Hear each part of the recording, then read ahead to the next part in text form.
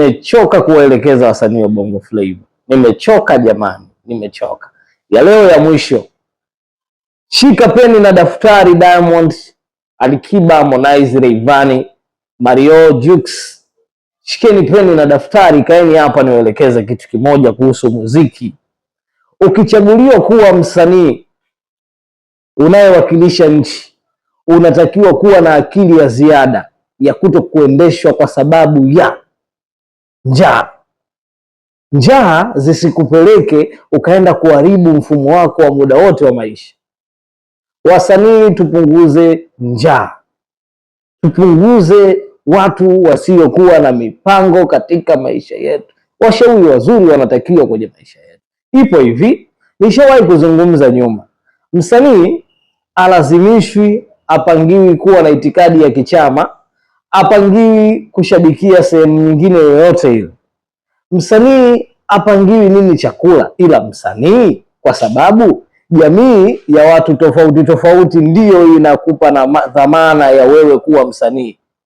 Unatakiwa kuiheshimu na kubeba vile vitu wanavyovihitaji wao. Ukishakuwa msanii, msanii ni msemaji wa mashabiki, ni msemaji wa jamii, ndio maana ukaitwa msanii. Msanii ni kioo cha jamii. Darasa la 3 unafundishwa hicho kitu. Msanii ni kioo cha jamii, kwa maana kioo cha jamii, watu wanaenda kujitazama pale kupitia wewe. Ndio maana kuna wizara ambazo zinahusiana na maadili kwa wasanii, kwa sababu wanaamini jamii inamwangalia msanii. Msanii anaweza kupotosha jamii, msanii anaweza kuisaisha jamii. Ukishakuwa msanii, unatakiwa kuwa neutral, unatakiwa kuwa mtu ambaye uko very smart kichwani, kujiongoza kwenye mambo yasiyokuja kukuharibia baadaye. Dunia ya sasa ni dunia ambayo ipo simple.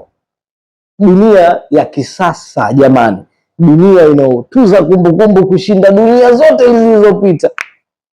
Umeelewa? Sasa pointi yangu ni nini? Pointi yangu ni moja.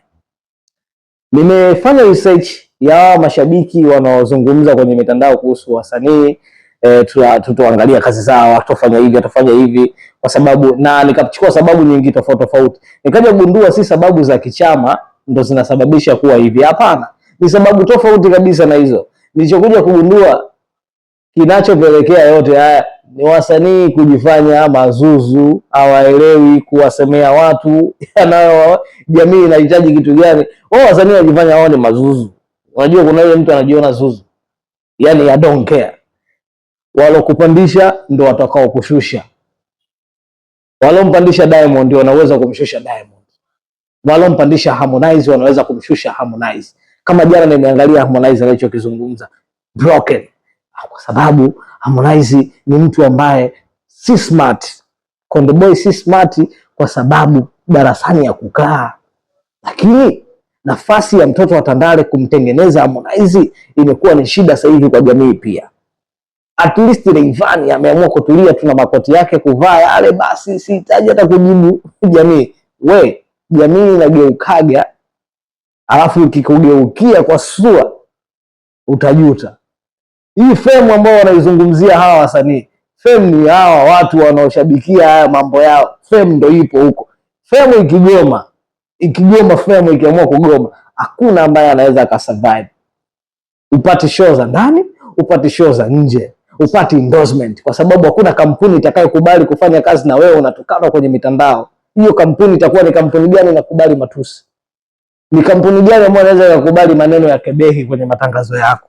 Kwa hiyo kinachotakiwa kufanyika, wasanii wao wenyewe kuwa smart, kujitambua, kujitathmini ni namna gani wanatakiwa kukaa na jamii, ni namna gani wanatakiwa kuwa neutral, ni namna gani wanatakiwa kupaza sauti kwenye mambo ya msingi ya kijamii.